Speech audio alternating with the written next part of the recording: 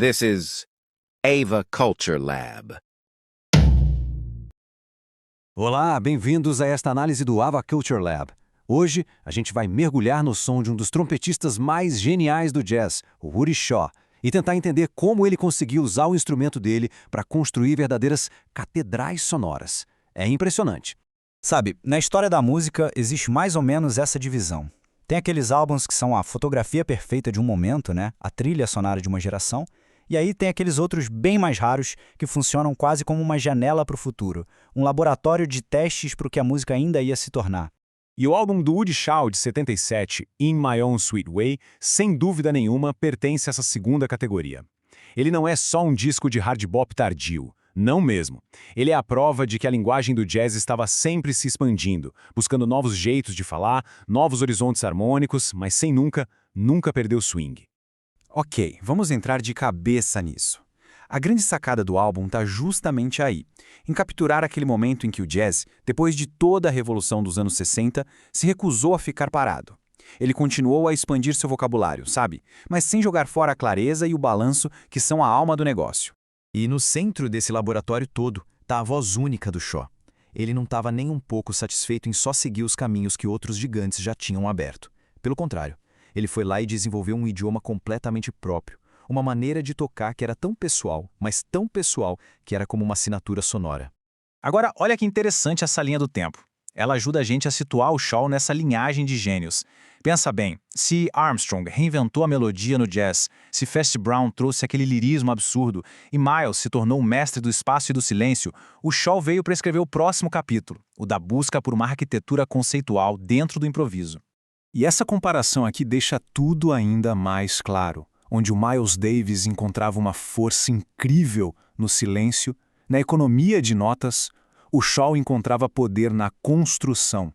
Ele criava frases longas, super complexas, cheias de saltos melódicos que pareciam impossíveis, mas que no fundo sempre seguiam uma lógica interna impecável. E isso nos traz para o conceito-chave de hoje, a tal da arquitetura sonora.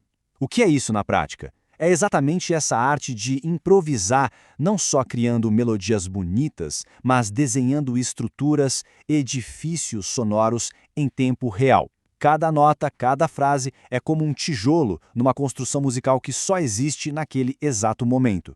Entender essa forma de pensar música é de verdade uma chave para destravar muita coisa do jazz que veio depois dele. E é exatamente esse tipo de mergulho que a gente busca fazer aqui no Ava Culture Lab. Se essa maneira de olhar para a cultura te interessa, fica aqui o nosso convite para se inscrever no canal e acompanhar a gente. Então, vamos lá. Vamos sair um pouco da teoria e ir para a música. Como é que essa visão de arquiteto do som aparece no álbum In My Own Sweet Way? A gente pode começar pela própria faixa título. Pensa no tamanho do desafio. O Charles Dio pega um standard, uma música super conhecida e amada do Dave Brubeck, e se faz aquela pergunta fundamental. Como é que eu posso expandir isso aqui, levar para lugares totalmente novos, mas sem destruir a alma da música? Aquilo que faz ela ser o que é. E a resposta dele foi simplesmente genial. Para ele, a partitura de um standard não era uma prisão, era um mapa flexível. Ele usou a melodia e os acordes do Brubeck como um ponto de partida para uma jornada, mas sempre mantendo a bússola apontada para a essência da música. É um equilíbrio perfeito entre respeito e pura ousadia. E essa abordagem não funcionava só nas baladas, não. Para a gente ter uma ideia da versatilidade do método, vamos pular para The Organ Grinder, uma faixa com uma energia lá no alto, que mostra como essas ideias complexas funcionam perfeitamente sobre um groove de hard bop que não te deixa parado. O processo aqui é fascinante de acompanhar. Primeiro, a banda estabelece aquela base rítmica forte, contagiante. Aí, em cima disso, o Shaw começa a construir as estruturas dele. As frases vão ficando mais longas, exploram os cantos da harmonia que a gente nem imaginava, e quando parece que ele vai se perder, que a coisa vai desmoronar, ele amarra tudo de volta no ritmo com uma naturalidade que assusta. E aqui tem um ponto fundamental. Por trás de toda essa complexidade, de toda essa técnica, o álbum é profundamente lírico, ele tem muita emoção.